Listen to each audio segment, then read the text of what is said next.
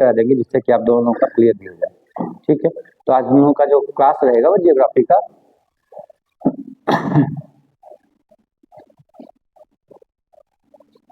जैसा कि मैंने इन लोगों को बताया था, दो लोगों को, कि इंग्लिश में जियोग्राफी बोलते हैं और हिंदी में भूगोल बोलते हैं। ठीक है,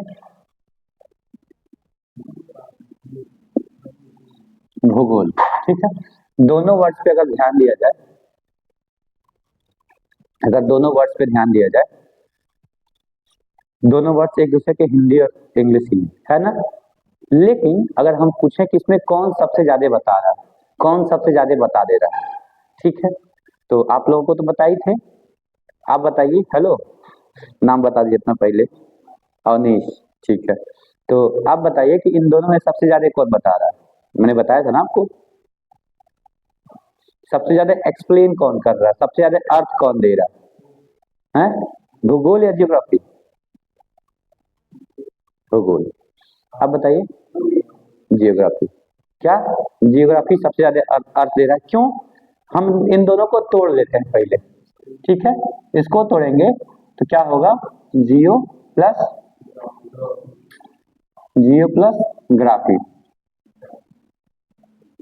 ठीक है, और इसको जब तोड़ रहा है तो क्या मिल रहा है, भू प्लस गोल,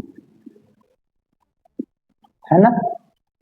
तो हम क्या देख रहे हैं, हम अगर इसको केवल देखें तो यह क्या पता चल रहा है, भू मतलब होता है धरती, पृथ्वी, क्या पृथ्वी, और गोल मतलब गोल, एक तरह से ये क्या बता रहा है, आकार बता रहा है। ठीक है, तो हम तो भूगोल से देख रहे हैं कि हमको बहुत ही सीमित अर्थ मिल रहा है कि पृथ्वी गोल है, बस इसके अलावा और कुछ हमको इसमें जानने को नहीं मिल रहा है ना। लेकिन अगर हम इसको देखें तो ये क्या हो गया, जियो मतलब अर्थ, और ग्राफी मतलब STUDY, ग्राफी। ठीक है, मतलब क्या, हम अर्थ के बारे में स्टडी करें तो अर्थ के बारे में स्टडी करने के लिए क्या एक ही चीज है, बहुत कुछ है। तो अर्थ कौन सबसे ज्यादा दे रहा है, जियोग्राफी दे रहा है। ठीक है, सबसे ज्यादा अर्थ जियोग्राफी दे रहा है। ठीक है, इसमें पढ़ना क्या क्या होता है, तो हम मेनली जियोग्राफी को 3 पार्ट में बांटा गया है। ठीक है, क्या क्या था, जियोग्राफी के 3 पार्ट कौन कौन से थे मेनली?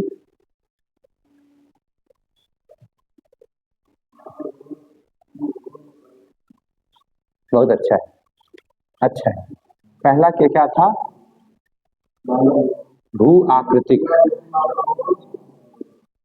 भू आकृतिक भूगोल, या दूसरा क्या,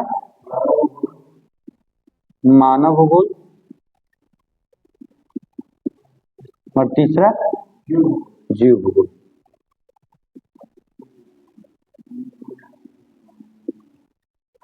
ठीक है,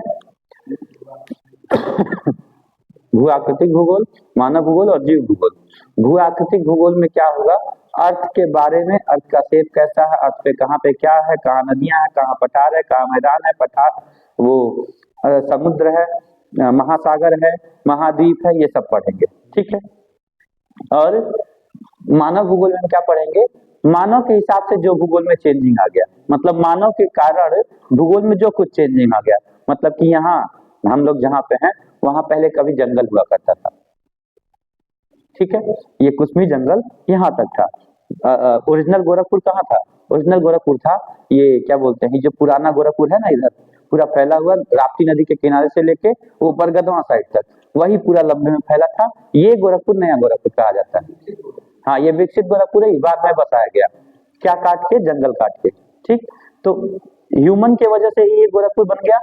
ठीक है, तो हम कभी भी अगर मानव भूगोल में पढ़ेंगे तो क्या पढ़ेंगे, शहर पढ़ेंगे, बस्ती पढ़ेंगे, उसके बाद से जनसंख्या पढ़ेंगे, ये सब आदमियों के कारण है। तो जो आदमी के कारण हो रहा है, कृषि पढ़ेंगे, उसी में ये परिवहन तंत्र पढ़ेंगे, जो ये कारोबार चल रहा है सब, तो ये सब के बारे में जो आदमी की वजह से हो रहा है उसको मानव भूगोल में पढ़ेंगे। ठीक है, और जीव भूगोल में क्या पढ़ेंगे, जीवों के नाते जो मतलब जियोग्राफी में चेंजिंग आता है, जैसे कि एक शेर है, ठीक है, शेर के बारे में कि शेर मतलब पारिस्थितिकी तंत्र हो गया, शेर का अपना एक एरिया होता है, क्या है ना, तो ये सब पढ़ेंगे उसमें। मतलब एक तरह से ये वाला पार्ट जो होता है वो इन्वायरमेंट का पार्ट होता है, जो इन्वायरमेंट साइंस हम लोग पढ़ते हैं, बाद में इसको अलग कर दिया गया, लेकिन ये भूगोल का ही पार्ट है, ठीक है। तो हम क्या कर रहे थे, हम सबसे पहला टॉपिक शुरू किए थे भू आकृतिक भूगोल, ठीक, भू आकृतिक भूगोल हम सबसे पहला टॉपिक शुरू किए थे, और इस पे हम थोड़ा सा एक कहानी देखे थे। क्या कहानी था?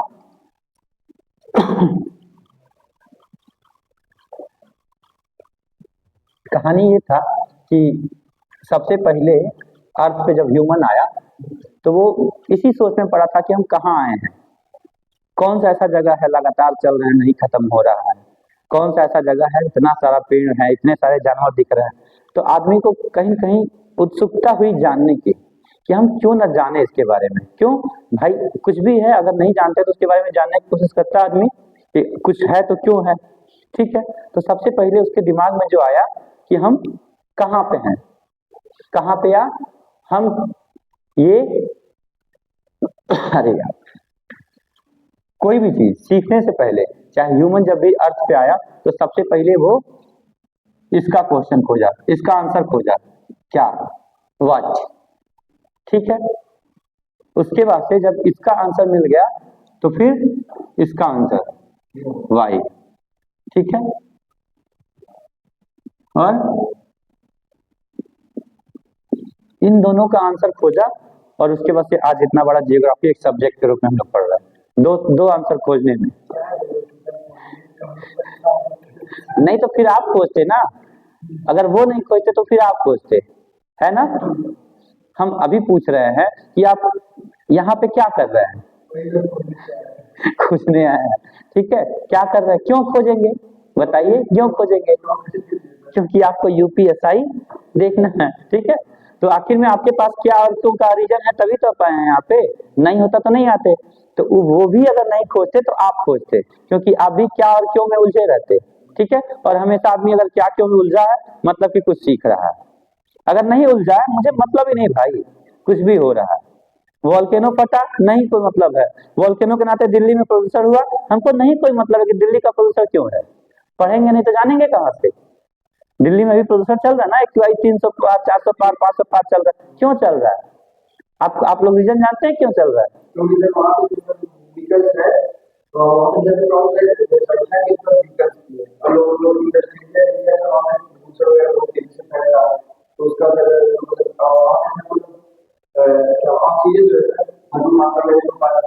ठीक है, तो हम इस हिसाब से हमको ये लगता है कि आप करंट अफेयर से अपडेट नहीं है। करंट अफेयर से अपडेट रहिए, क्योंकि इसमें बहुत कुछ अलग से भी जुड़ गया है। हर साल दिल्ली का प्रदूषण इस टाइम तक कम हो जाता था, ठीक, लेकिन अब की बार नहीं कम हुआ। क्यों? इथियोपिया नाम की कंट्री है, कहाँ इथियोपिया कहाँ है, कोई आइडिया? 7 कॉन्टिनेंट है ना, तो 7 महाद्वीप है ना, इस अफ्रीका में ही है, साइड में ही अफ्रीका में है, ठीक है। तो इथियोपिया अफ्रीका में किनारे पे है, ठीक है। वहां पे एक ज्वालामुखी फटा है, एक ज्वालामुखी फटा है जिसमें से खूब राख निकला है, धुआं निकला है, लावा निकला है, ठीक। तो जो धुआं है ना वो तो जैसे एक जो पवन चलते हैं, आगे पढ़ेंगे जियोग्राफी में, जब पवन चलते हैं तो पवन उसको उड़ा के, उस धुएं को, राख को उड़ा के सबसे पहले पाकिस्तान साइड लेके आया, ऐसे मतलब हिंद महासागर नहीं पार किया, ऐसे ऊपर से पाकिस्तान साइड लेके आया, अब पाकिस्तान से दिल्ली में आ गया। तो इसीलिए अभी तक उसका पॉल्यूशन नहीं खत्म हुआ, क्योंकि इथियोपिया में फटा है अफ्रीका में, और उसका पॉल्यूशन दिल्ली में आया, इसीलिए अभी दिल्ली का पॉल्यूशन खत्म नहीं हो पा रहा। अब समझ में आया? वो व्हीकल तो ठीक है, हर साल वो चलते हैं, लेकिन नॉर्मल हो जाता है, लेकिन अब की बार नॉर्मल नहीं हुआ, उसका रीजन ये है, ठीक है। तो कहीं न कहीं हम अगर पढ़ रहे हैं कि क्या है, तो क्यों का भी हमको आंसर मिलेगा, क्यों है तो भाई ये रीजन है, ठीक है। तो जियोग्राफी बहुत ही ब्रॉड सब्जेक्ट है, मतलब हमको पूरी दुनिया एक साथ देखते हुए चलनी है। कि अभी देखिए एक और एग्जांपल लेके बताएं कि माउंट किलिया वहां पे है, अब अमेरिका मतलब यूएसए है, उससे वेस्ट साइड में पैसिफिक ओशन में है ये, हवाई द्वीप पे, ठीक है। तो वहां पे भी एक मतलब ज्वालामुखी फट गया है, वहां का बहुत सारा वीडियो अगर आप लोग देखेंगे तो उसमें से बहुत तेजी से मतलब जो लावा का निकलता है, लावा निकलता है, बहुत तेजी से निकल के चारों तरफ फैल रहा है। हाँ ये सर इसका सर जो इतना लंबा जैसे कि उसको आप बोले इंडिया और फिर उसका सर इंडिया फिर ऐसा कि बताइए बस उसका अफ्रीका में उसका हम आए उसको लेके आएंगे ना। जब हमारे को लेके आए तो शिक्षा नहीं मतलब लेके चलती है तो कई लोगों वो सब गिरते हुए आया होगा, रास्ते में गिरते हुए आया होगा, लेकिन इतना ज्यादा था कि हाँ अच्छा बता तो रहे कि वो 15 किलोमीटर ऊंचाई तक गया था उसका धुआं। अब बताइए 15 किलोमीटर ऊंचाई पे तो हवा भी नहीं चलता है, तो वो तो आराम आराम से आते ही रहेगा, बढ़ेगा किसी तरफ से तो इसीलिए वो आ गया आराम से। ठीक है, 7 किलोमीटर 8 किलोमीटर 10 किलोमीटर तक की हवा से डिस्टर्बेंस होता है ऊंचाई में, उसके बाद सब शांत हो जाता है। पढ़ाएंगे जब लेयर को कि मतलब वो वायुमंडल के कितने लेयर हैं, तो दूसरे लेयर में पहुंच गया था। ठीक है तो हम क्या किए, अर्थ पे आदमी जानना शुरू किया, तो सबसे पहले क्या जाना, तो उसको नाम दे दिया कि हाँ हम लोग इसको अर्थ बोलते हैं। ये क्या है, तो एक धरती है। ठीक है, धरती है।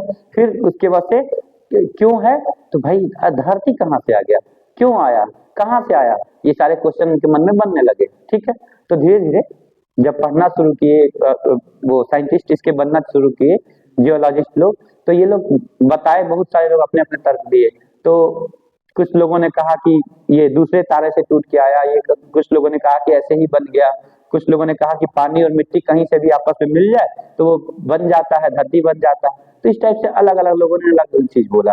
लेकिन 1920 में एक साइंटिस्ट थे, क्या नाम था,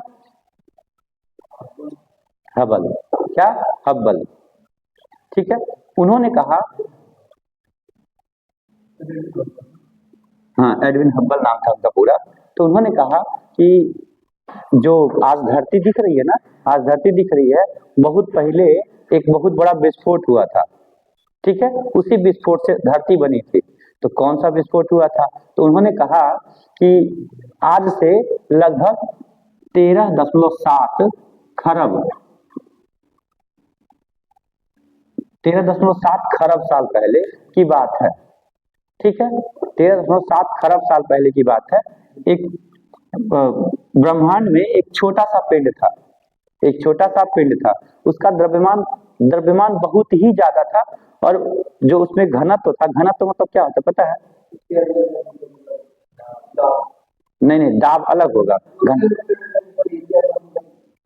घनत्व को देखिए, तोड़ के देखिए ना, घना कोई चीज बहुत ही ज्यादा घना हो तो उसका घनत्व ज्यादा होता है। ठीक है, कहते ना घना जंगल है तो उस जंगल का घनत्व ज्यादा है। तो ये जो पिंड था उसमें बहुत ही ज्यादा घनत्व था, मतलब कि जो उसपे पदार्थ भरे हुए थे बहुत ही कस कस के भरे हुए थे, है ना। ठीक हो गया, उन्होंने यही बताया था कि ये पदार्थ बहुत ही कस कस के दबा दबा के मतलब बना हुआ था। ठीक, तो जैसे बहुत ज्यादा दब गया था तो इसमें गर्मी भी बहुत ही ज्यादा थी, तापमान इसका बहुत ही ज्यादा था। ठीक, ऊपर से इसका गुरुत्वाकर्षण तो खींचने का पावर, इसके पास खींचने का पावर बहुत ज्यादा था। ठीक, इसके पास अपना खींचने का पावर, गुरुत्वाकर्षण पावर बहुत ज्यादा था। तो होता क्या था, जब कभी इस पे लाइट भी आ जाती थी तो वो लाइट उस पे से वापस नहीं आती थी, क्योंकि लाइट को भी वो खींच लेता था। ठीक है, क्योंकि ये लाइट मेरे ऊपर पड़ रही है, आप लोगों की आंख में जा रही, तो अब दिख रहा है आप लोगों को, सारा लाइट ऑफ कर दे तो हम रहेंगे यहीं पे लेकिन दिखेंगे नहीं, है ना। तो हो यही रहा था कि सारा लाइट इस पे जाके और वहीं पे रुक जा रहा था, क्योंकि गुरुत्वाकर्षण जा रहा था। ठीक, तो इसको कहा गया ब्लैक होल। क्या,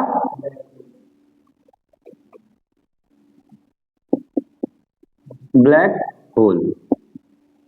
ठीक है, हिंदी में कृष्ण विवर बोलते हैं या श्याम विवर, श्याम या कृष्ण, ब्लैक मतलब श्याम या कृष्ण होता है, और होल मतलब विवर होता है, विवर। ठीक, तो इसको वैसे बोला गया ब्लैक होल। वो कहे कि इसमें तापमान के कारण, भाई कोई भी चीज बहुत ज्यादा इसमें अगर आदमी बैठे रहे तो तापमान यहाँ से भागना शुरू कर देंगे जब गर्मी होगा तो, है ना। तो इसमें यही हुआ, गर्म होने के नाते बहुत बड़ा विस्फोट हो गया, इसमें बहुत ही तेज विस्फोट हुआ। 13.7 खरब साल पहले की बात है। ठीक है, विस्फोट हुआ तो हुआ क्या,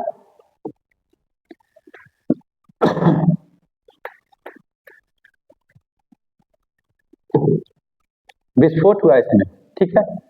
तो जो ये इतना छोटा पिंड था वो कहीं इतने बड़े पिंड में बदल गया। इतने बड़े पिंड में नहीं, ऐसे जब फूटा तो इतने बड़ा जो गोला था उसमें वो फैल गया पूरा, ठीक, फैल गया और ये पूरा गैस रूप में हो गया।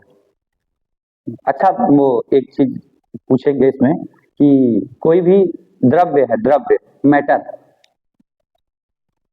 पढ़े होंगे बहुत पहले, द्रव्य की कितनी अवस्थाएं होती हैं? तीन अवस्थाएं होती हैं। तीन अवस्थाएं होती हैं, कौन कौन सी? सॉलिड, लिक्विड और गैस, है ना, यही तीन है। लेकिन आज आप लोगों को 5 अवस्थाएं पता चलेगी, 2 अवस्थाएं एक्स्ट्रा पता चलेगी, ठीक है। ठोस, द्रव, गैस, ठीक है।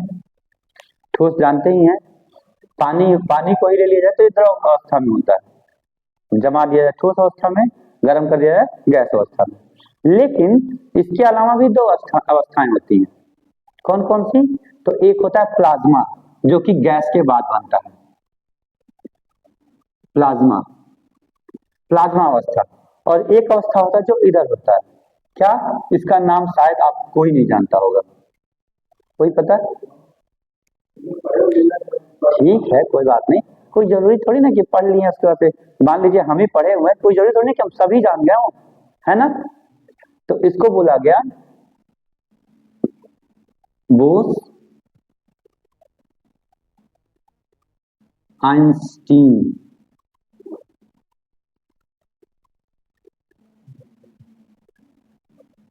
अवस्था, क्योंकि इन्हीं दोनों लोगों ने इस अवस्था की खोज की थी, ठीक है।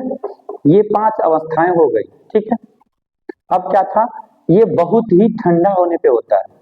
कोई चीज ठोस है, उसको -273 केल्विन तक ठंडा कर दिया जाए तो ये बोस आइंस्टीन अवस्था में बदल जाता है, ठीक। और कोई गैस है, इधर देख लिए थोड़ा सा पहले, कोई गैस है, अगर उसको 4000 डिग्री सेल्सियस तक गर्म कर दिया गैस को, तो वो प्लाज्मा अवस्था में बदल जाता है, ठीक है। समझ में आया? इरेज कर दे इसको, लिख लीजिए फिर इरेज कर देते हैं, ठीक है। क्योंकि अभी तुरंत इसका काम आ रहा ना इसमें, इसलिए बता दिए प्लाज्मा वाले का।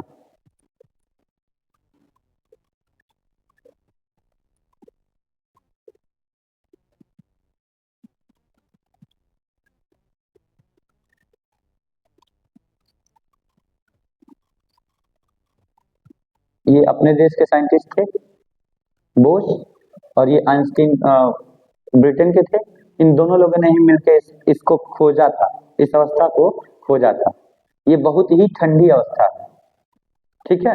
जब कोई द्रव है वो ठोस रूप में हो जाए, ठोस से भी और ज्यादा उसको ठंडा कर दिया जाए तो वो चला जाता है -273 डिग्री केल्विन तक।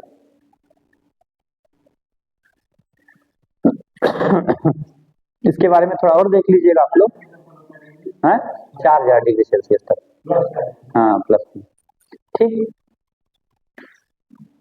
बाकी ठोस द्रव गैस तो जानते ही हैं, सबका अलग अलग होता है। पारा, पारा जानते हैं? पारा कितने डिग्री पे जमता है? 100 डिग्री सेल्सियस पे तो वो लिक्विड ही रहता है। जमता कितने पे है? नहीं, गरम करेंगे तो कुछ जमेगा? गरम करेंगे जमेगा? नहीं जमेगा, ठंडा करने पे तो वो -40 डिग्री पे जाके जमता है पारा, ठीक है। तो सबका अपना, पानी 0 डिग्री पे ही जम जाता है ना। तो सबके लिए अलग अलग है, ठीक है। मैंने इस बात को क्यों किया, क्योंकि जब ये छोटे से ब्लैक होल में विस्फोट हुआ तो ये सारा जो मटेरियल था इतने दूर में फैल गया, ठीक है। फैल गया तो टेम्परेचर बहुत ज्यादा था, कितना? लगभग 1 करोड़ डिग्री सेल्सियस था, ठीक है। लगभग 1 करोड़ डिग्री सेल्सियस ये सबका टेम्परेचर था, ठीक है। और ये बादल रूप में था, क्योंकि गैस था और पूरा फैला हुआ था, गर्म था, इसीलिए ये एक बादल रूप में था, ठीक। और इस बादल को क्या बोला गया, कभी कभी नाम पूछ देता है नेब्यूला, नेब्यूला बोला गया। ठीक, समझ में आया? आप लोगों को बताया नहीं थे, नोट कर लीजिएगा कहीं। नेबुला बोला गया। ठीक फिर हुआ क्या, इतने दूर में फैले थे। आपको एक चीज पहले जानना है कि जो क्या बोलते हैं ब्रह्मांड है, ब्रह्मांड है वो बहुत ठंडा है, बहुत ही ज्यादा ठंडा है। कितना? माइनस में 180 डिग्री सेल्सियस ठंडा है। माइनस में पानी जम जाता है जीरो पे, और ये माइनस में मतलब कि बहुत ठंडा हुआ। ठीक है, तो जब ये बादल ऐसे फैल गया बहुत ज्यादा, ठीक, तो एरिया बढ़ गया, एरिया बढ़ गया तो बहुत जल्दी जल्दी ठंडा होने लगा। ठीक, ठंडा होगा ही, जब ठंडा के संपर्क में रहेगा तो ठंडा होगा ही। तो क्या हुआ, जो इतना बड़ा बादल दिख रहा था गैस का, वो धीरे धीरे कुछ दिन बाद, मतलब कुछ साल बाद या कुछ हजार साल में क्या हुआ, इसी में ऐसे गोल गोल सा अलग अलग हो गया। ठीक है, मतलब कुछ कुछ दूर के बादल जो थे, कुछ कुछ के दूर के जो बादल थे वो इकट्ठा हो गए, सिकुड़ने लगे ना, ठंडा पाके कोई भी सिकुड़ जाता है ना। तो ये बादल सिकुड़ गए, लेकिन अभी भी इनका तापमान लाखों डिग्री सेल्सियस में था। ठीक, सिकुड़ गए, अभी भी ये मतलब गैस ही थे लेकिन हल्के से सिकुड़ गए थे। ठीक है, गैस और सिकुड़ते गए सिकुड़ते गए सिकुड़ते गए, लगातार सिकुड़ रहे थे और लगातार। अच्छा, एक चीज और था कि जैसे जैसे सिकुड़ के छोटे हो रहे थे, उनका आकार गोल होते जा रहा था। क्यों? क्योंकि अब जैसे जैसे गैस से लिक्विड बनेंगे, क्योंकि गैस को दबा दिया जाए तो लिक्विड बनता है। एलपीजी उसका उदाहरण है, गैस है वो एलपीजी, लेकिन उसको इतना दबा दिया गया, लिक्विड कंप्रेस्ड गैस बोलते हैं ना उसको, तो कंप्रेस किया गया है, इतना दबाया गया कि वो लिक्विड बन गया है। ठीक है, तो ऐसे ही ये भी इतना दबा किए, अब सब एक बॉल बन गए, किसके? द्रव रूप के, द्रव रूप के एक बॉल बन गए। उनका भी टेम्परेचर अभी हमको लगता है 10,000 डिग्री सेल्सियस तक आया था। ठीक है, ये सारे अब द्रव के बॉल बन गए। ठीक, अब क्या हुआ, जब द्रव के बॉल बन गए तो ये गोल गोल हो गए। क्यों? पानी का एक बूंद ऐसे ऊपर से गिराते हैं तो वो गोल ही बन के गिरता है। क्यों? पृष्ठ तनाव एक घटना होती है, सरफेस टेंशन, फिजिक्स में है ना। फिजिक्स अगर आता रहेगा तो ये जियोग्राफी भी बहुत इजी तरीके से हो जाता है। क्यों? क्योंकि फिजिक्स से ही टर्म रिलेट करके इसमें आते हैं। गोल हुआ, बूंद गोल हुआ, उसका रीजन ये था कि पृष्ठ तनाव, क्योंकि वो सारा अंतरिक्ष में था, अंतरिक्ष में ये सारा हो रहा है, अंतरिक्ष में कोई किसी तरफ से किसी को खींच नहीं रहा है, सब एक दूसरे से फ्री हैं। तो सब में जब भी ऐसे कुछ गोल गोल बनता है, चाहे वो एक पानी का बूंद ही गिरा रहे हैं, पानी के बूंद के पास अपना एक गुरुत्वाकर्षण बल अपने आप आ जाता है। ठीक है, तो सबके पास अपना अपना एक गुरुत्वाकर्षण बल आ गया था, सारे गोले के पास, बहुत सारे गोले बने थे। ठीक, अब वो गोले और छोटे छोटे होके एकदम पूरा गोल रूप ले लिए। ठीक है, और ये जाके तारे कहे गए। क्या? तारे, स्टार्स बने। ठीक है, नेबुला, नेबुला जब छोटा हुआ तो स्टार बना। ठीक, स्टार बन गया। अच्छा, जब ये छोटे हुए तो ये घूमने की भी प्रकृति में आ गए। क्यों? क्योंकि वो दूर जा रहे थे ना, ब्लास्ट हुआ था तो दूर जा रहे थे, और दूर जाते जाते जब ठंडा हो गए तो आपस में अपने जगह पे ऐसे घूमना शुरू कर दिए। ठीक, बड़ा साइज था तभी घूम रहे थे, लेकिन धीरे घूम रहे थे, लेकिन साइज जैसे ही छोटा हुआ तो उनका स्पीड बढ़ गया। ठीक है, कभी आप फिजिक्स का एक्सपेरिमेंट करेंगे तो कोई वो गोल गोल घूमने वाला होता है, तो उस पर खड़ा होकर ऐसे हाथ कर लीजिए। ठीक है, जब घूमेंगे तो धीमा घूमेंगे, वही हाथ ऐसे मोड़ कैसे कर लीजिए तो और तेजी से हो जाएगा। क्यों? क्योंकि ये रोक रहा था ना, कुछ हवा के संपर्क में था, ऐसे कर लिए, मतलब साइज घट गया, साइज घट गया तो स्पीड बढ़ गया। इनके साथ भी यही हुआ। ठीक, साइज घटा, स्पीड बढ़ गया, स्पीड बढ़ा तो एक फिनोमिना और हुआ। क्या हुआ? जैसे कि आप एक बॉल ले लीजिए, बताया था ना आप लोग को, एक बॉल ले लीजिए, उसको भिगो लीजिए अच्छे से। ठीक, और ऐसे करके घुमाइए, तेज से ऐसे करके घुमाइए, क्या होगा? पानी की छींटे निकलेंगी, निकलेंगी ना। कहां से निकलेंगी? बीच वाले पार्ट से, जैसे जो बॉल गोल है उसके बीच वाले पार्ट से निकलेंगे ना, ऊपर से निकलेगा ना नीचे से निकलेगा, बीच वाले पार्ट से निकलेगा ना। हुआ यही इसके साथ, तारों के साथ क्या हुआ, ये जब घूमना शुरू हुए तो ये जो बीच वाला पार्ट था, ठीक है, यहां से कुछ लिक्विड इस टाइप से बाहर निकला, है ना, कुछ लिक्विड इस टाइप से बाहर निकल गया दोनों साइड में, है ना, चारों साइड में। बॉल घुमाते तो चारों साइड में पानी जाता ना बराबर, तो ऐसे ही चारों साइड में वो निकल गया, वैसे गोल गोल घूमा और चारों साइड में इसके कुछ पदार्थ निकल गया बाहर। ठीक, अब जब वो बाहर निकल गया, स्पीड में था, तो क्या दोबारा वापस जाएगा क्या? नहीं ना, वो इधर ही रुक गए। ठीक है, और जो ये वो पदार्थ निकले थे बाद में वो भी धीरे धीरे ठंडे हुए, और धीरे धीरे ठंडे हुए तो वो भी क्या हुए, ऐसे गोल गोल हो गए। ठीक, गोल गोल हो गए और ये भी इसके चारों तरफ घूमने लगे, क्योंकि इसके पास गुरुत्वाकर्षण बल ज्यादा था, तो ये छोड़ के भाग भी नहीं पाए और फिर वापस जा भी नहीं पाए। ठीक, वापस क्यों नहीं जा पाए? क्योंकि ये भी चारों तरफ घूमने लगे, गोल गोल घूम रहा था ना वो, तो इसीलिए इनको क्या कहा गया, तारों के बाद से इनको क्या कहा गया, ग्रह कहा गया। अब देखिए हम लोग अपने वायुमंडल में आएंगे, अपने पृथ्वी पे आएंगे, ग्रह कहा गया है सबको। ठीक, ग्रह बन गए, तो सबसे पहले विस्फोट हुआ, विस्फोट से नेबुला बना, नेबुला से तारे बने, तारों से ग्रह बने, और फिर ग्रहों के साथ भी सेम फिनोमेना हुआ। क्या हुआ?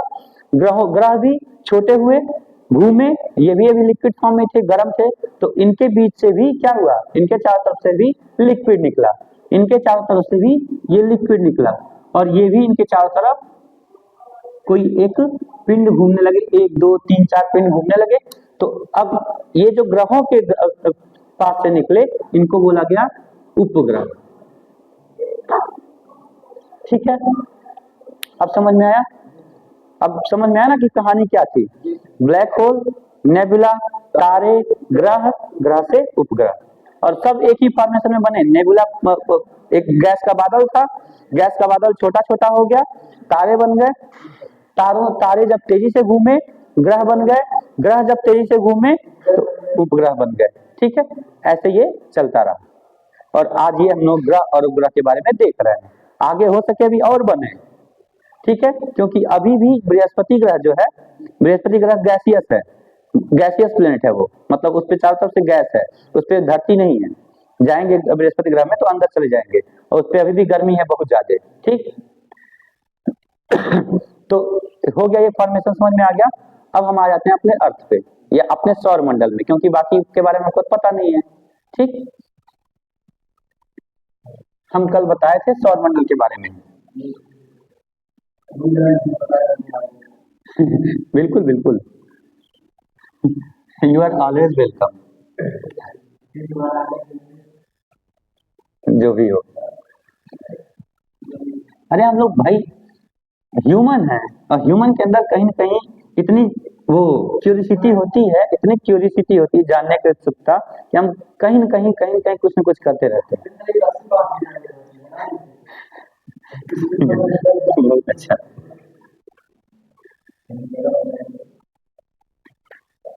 समझ में आया?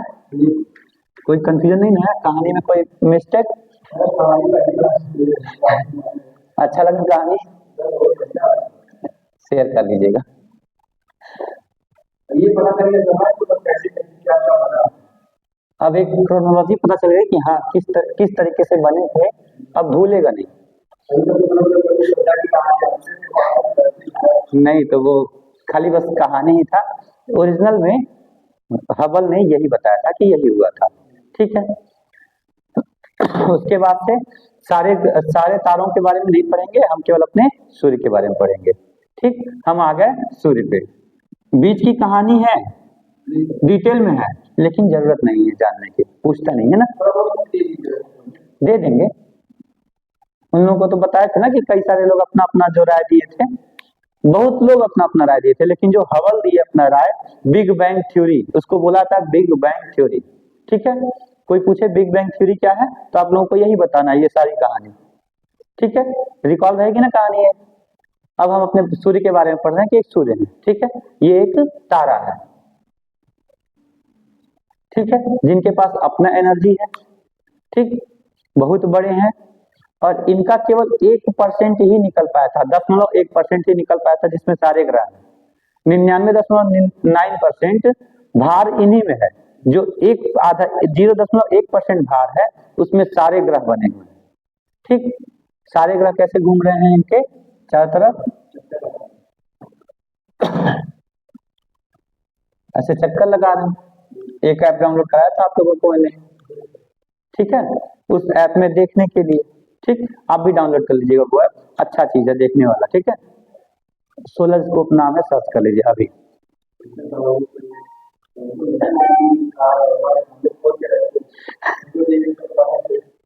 ये जरूरी है ना इसमें देखने के लिए, सौरमंडल के बारे में पढ़ने के लिए बहुत अच्छा चीज है ये, सोलर स्कोप नाम है, आ गया ये सोलर स्कोप।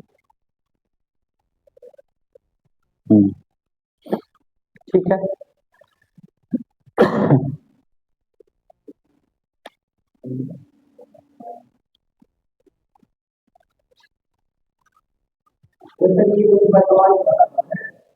बस एक ऐप है जो दिखाता है कि हाँ ये अपना सोलर सिस्टम, बहुत स्क्रीन तोड़ दिया आपने। सर ये घर तो भतीजा है, अपना काम करता है। स्क्रीन टूटा है कि नहीं स्क्रीन नहीं टूटा।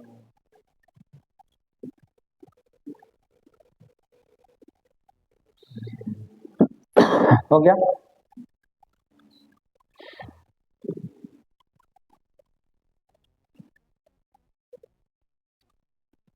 रुकिए ओपन हो रहा है, ओपन होने दीजिए, ओके,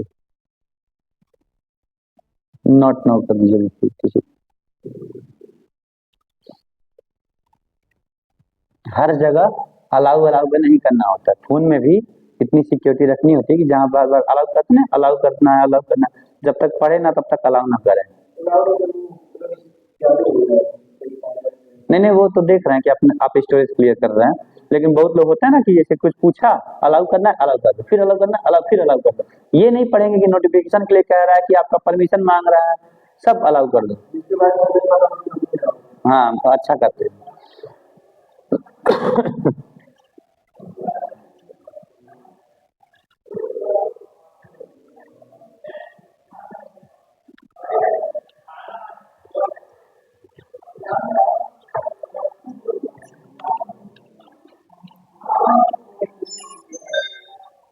धीमा कर लीजिए, ठीक है, ये अपना सोलर सिस्टम है, ये अपना सौर मंडल है ना, ऐसे होंगे पहले 1 2 3 4 5 6 7 8, ठीक है, अब देखिए याद करने का तरीका, आप लोगों को याद हो गया, आपको याद हो गया 8 को, 4 अंदर के 4 बाहर के, ये बताया था ना मैंने, 4 अंदर के कौन कौन से हैं ये बताएंगे अभी, उसके बोलिए, नहीं याद है, ठीक है आप बताइए। बुध, हाँ, बुध शुक्र, इंग्लिश में कर दे कि हिंदी सही सही, पृथ्वी मंगल बृहस्पति शनि अरुण वरुण, यम को हटा दिया गया 2006 में, ठीक है, ये सारे अपने ग्रह हैं, ठीक है, इन ग्रहों के भी कुछ उपग्रह हैं जिसमें बुध और शुक्र के पास कोई उपग्रह नहीं है, बुध और शुक्र के पास कोई उपग्रह नहीं है, पहला उपग्रह है पृथ्वी के पास, जिसको हम लोग क्या बोलते हैं, पृथ्वी के उपग्रह को क्या बोलते हैं, पृथ्वी के उपग्रह को क्या बोलते हैं, पृथ्वी के चारों तरफ कुछ घूमता है कोई, हाँ भाई हम उपग्रह बोल रहे हैं तो कंफ्यूज हो जा रहे हैं, जो भी आसपास घूम रहे हैं सब उपग्रह ही है, तो उसको चंद्रमा बोलते हैं, पृथ्वी के उपग्रह को क्या बोलते हैं, चंद्रमा। ऐसे ही मंगल के उपग्रह को क्या बोलते हैं, उनको भी चंद्रमा बोलते हैं, और मंगल के पास कितने उपग्रह हैं, 2 फोबोस और डीमोस नाम है दोनों के, ठीक। बृहस्पति के पास कितने हैं,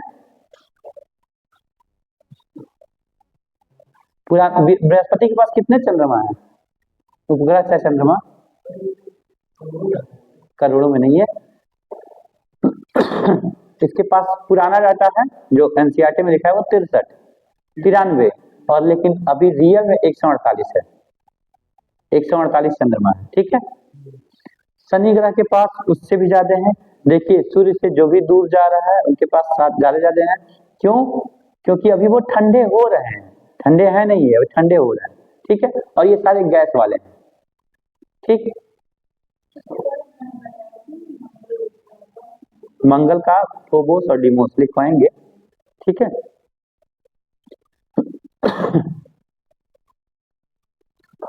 अब क्या करेंगे हम, जब पढ़ेंगे सौर मंडल में, अभी पढ़ा रहे हैं, तो सौर मंडल में जब हम पढ़ेंगे तो सबसे पहले सूर्य के बारे में पढ़ेंगे, क्योंकि सेंटर में यही है और यही मुखिया है जो सबको जोड़े हुए रखा है, किसी को जाने नहीं दे रहा है।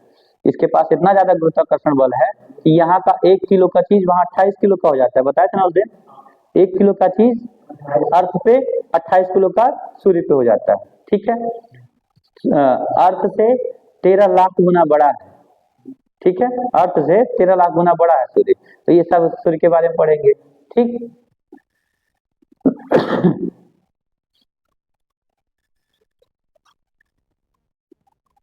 इसको अब घर पे देख लीजिएगा, अभी हम बताते रहेंगे, देखते रहिएगा। लॉक करके रखिए बगल में, बंद बंद नहीं करना उसको, लॉक करके रखिए बगल में, ओपन करेंगे फिर पढ़ेंगे, ठीक है।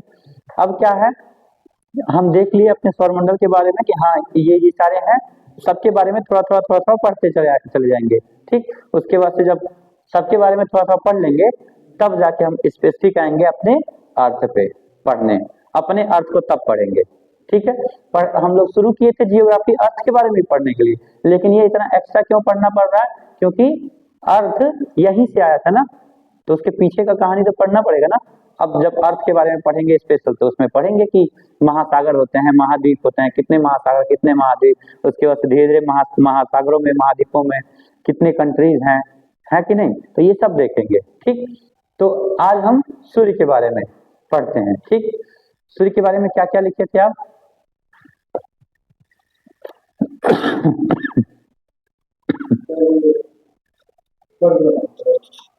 कुछ जो जानते हैं वो बताइए, पढ़ के मत बताइए। कुछ याद है घर पे? अच्छा 1 मिनट, फोन चलाए घर पे, शॉर्ट चला है घर पे, थोड़ा सा ना चले, आपका नहीं चला है ना, शॉर्ट्स मत देखिएगा। हाँ बहुत अच्छा करते हैं, शॉर्ट्स मत देखिएगा। आप मुस्कुरा रही मतलब कि चलता है आपका, ठीक है।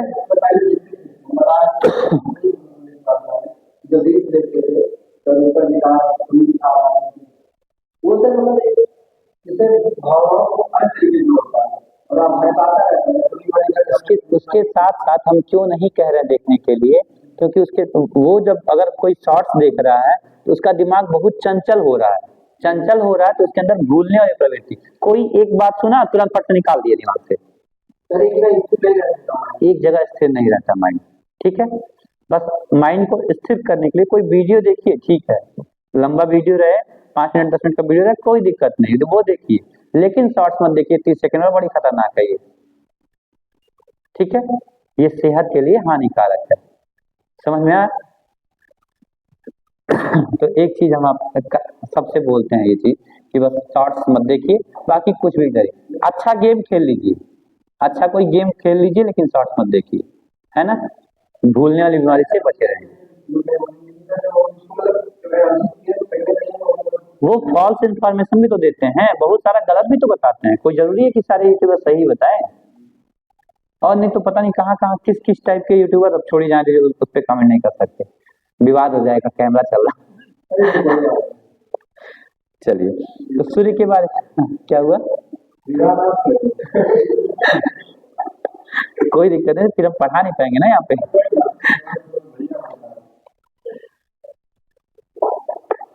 तो सूर्य के बारे में हम लोग लिखे थे, है ना। सूर्य के बारे में ग्रह और बुध, शुक्र और पृथ्वी के बारे में लिख लिए थे। पृथ्वी बारे में लिखना था, हेडिंग बनाइए पृथ्वी, ठीक है। लगभग 2 पेज का जगह छोड़ दीजिए, फिर लिखिए पृथ्वी, ठीक है। कब से जाना आपको? आज छुट्टी है ना, तब ठीक है। इसके पहले बुध शुक्र के बारे में लिखवा देंगे आपको भी, 2 पेज छोड़ दीजिए। हाँ चलेगा, तो हाँ उसी में पढ़ा देंगे, लिखवा देंगे। ठीक है, पृथ्वी के बारे में लिखना है। सूर्य से दूरी के अनुसार पृथ्वी सूर्य से दूरी के अनुसार पृथ्वी सौर मंडल का तीसरा सदस्य है।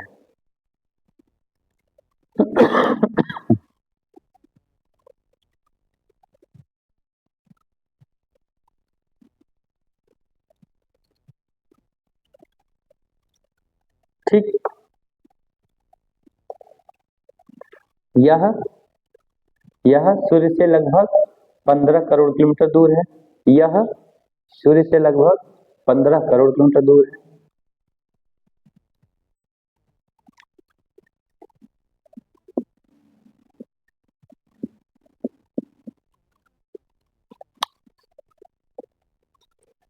यह सूर्य से लगभग 15 करोड़ किलोमीटर दूर है।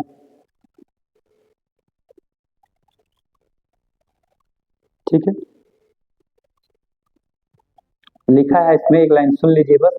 लिखा है कि सौर मंडल के बाकी सारे ग्रहों से ज्यादा पृथ्वी के बारे में हम जानते हैं। ठीक है, बाकी सारे ग्रहों के बारे में बहुत कुछ नहीं जानते, अभी हम खोज कर रहे हैं, लेकिन हम पृथ्वी के बारे में जानते हैं बहुत ज्यादा। क्यों? क्योंकि उस पे रहते हैं, तो जहां रहेंगे तो वहां ज्यादा जानेंगे ही। ठीक है, तो इसको लिखना नहीं है।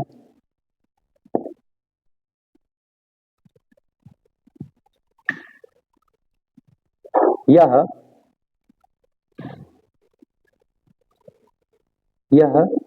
पृथ्वी के सॉरी यह अंतरिक्ष के जीवनदायी क्षेत्र में पाया जाता है। यह पृथ्वी के अंतरिक्ष के जीवनदायी क्षेत्र में पाया जाता है। इसीलिए इसीलिए इसीलिए पृथ्वी पर जीवन संभव है।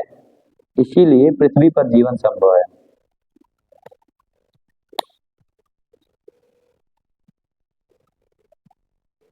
है ना।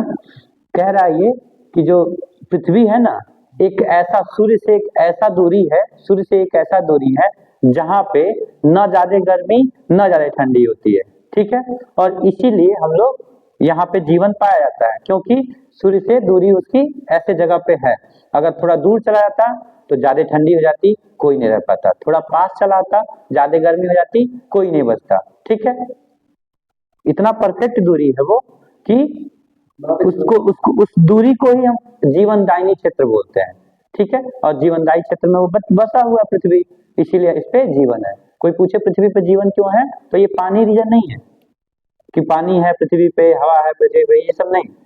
पृथ्वी सूर्य से बहुत अच्छे दूरी पे, इसीलिए पृथ्वी सूर्य से या अंतरिक्ष में जीवनदायी क्षेत्र एक है, उसी क्षेत्र में है, इसीलिए इस पे जीवन है। ठीक है, 71% भाग पे जल है पृथ्वी पे, लिख लीजिए पृथ्वी के 71% भाग पे जल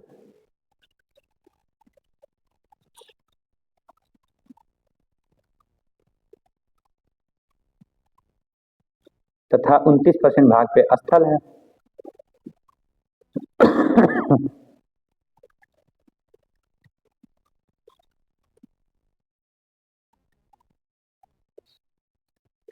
ठीक है, जल अधिक होने के कारण इसे जलीय ग्रह भी कहते हैं।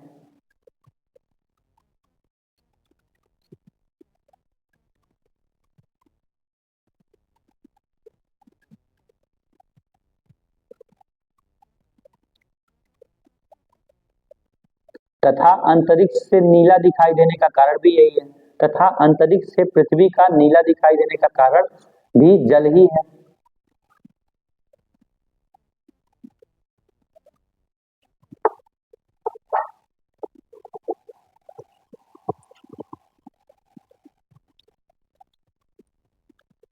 ठीक है, समझ में आया। और कोई पूछे कि अंतरिक्ष से नीला क्यों दिखाई देती है, तो जल ज्यादा है इसीलिए।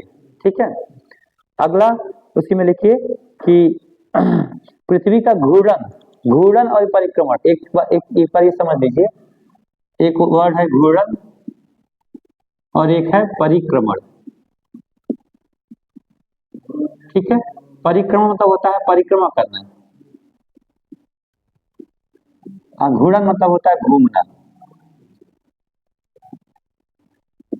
ठीक है। घूमना मतलब अपने जगह पे ऐसे घूमना, ठीक। और घूर्णन परिक्रमा मतलब सूर्य के चारों तरफ घूमना।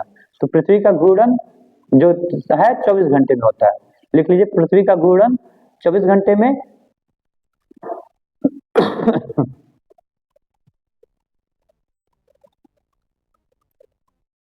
24 घंटे में तथा परिक्रमण 365 दिन में, लगभग 365 दिन में होता है, ठीक है।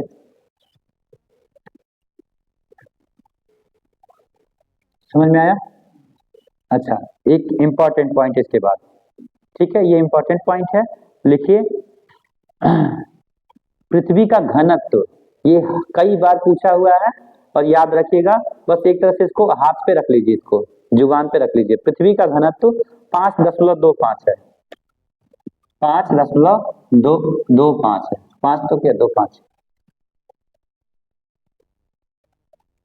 5 2,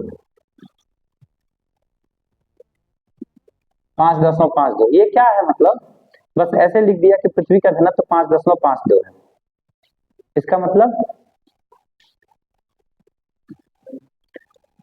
मतलब ये हुआ कि पृथ्वी पर से कोई भी 1 सेंटीमीटर ऐसे करके एक डिब्बा ले लिए, 1 सेंटीमीटर का छोटा सा डिब्बा ले लिए, उसमें कुछ भी भर लिए, मिट्टी भर लिए, चाहे कुछ भर लिए, उसको नापेंगे तो 5.5 ग्राम आएगा। यही इसका मतलब हुआ। समझ में आया? घनत्व का मतलब ये होता है कि जो ये घना है, पृथ्वी घना है, तो कितना घना है? 5.5 ग्राम 1 सेंटीमीटर के भार हो गया, ठीक है। समझ में आया?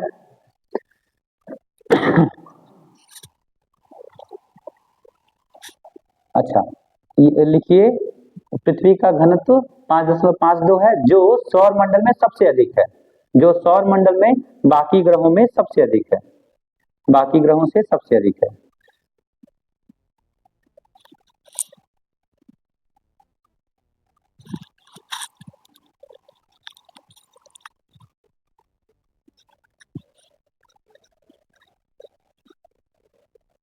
ठीक है, पृथ्वी का एक उपग्रह चंद्रमा है, ये तो जानते ही, तो लिखना जरूरी नहीं है, ठीक है।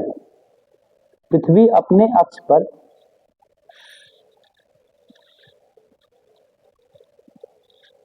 पृथ्वी अपने अक्ष पर 23.5 डिग्री, 23.5 डिग्री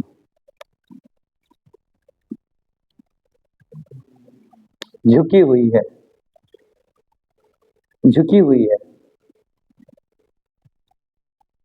ठीक है। इस झुकाव के कारण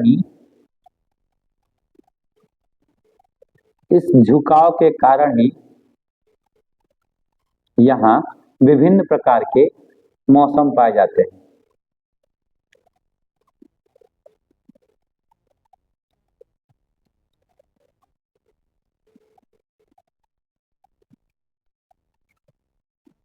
ठीक है, इतना पृथ्वी के बारे में इंफॉर्मेशन था, ठीक है। नॉर्मल इंफॉर्मेशन, जनरल इंफॉर्मेशन, जब पृथ्वी पढ़ेंगे तब तो और डिटेल पढ़ेंगे, लेकिन ये जनरल इंफॉर्मेशन सबको पता होना चाहिए इतना, ठीक। तो यहीं पे आज रोक देते हैं, बाकी मंगल का क्लास बड़ा हो जाएगा बहुत ज्यादा, मंगल का, और इसके बाद से बचा हुआ है मंगल, बृहस्पति, शनि, अरुण, वरुण, ठीक है। इनके बारे में थोड़ा थोड़ा है, मतलब ये ज्यादा था, उसके बाद से आगे क्लास कंटिन्यू करेंगे, ठीक है। समझ में आया?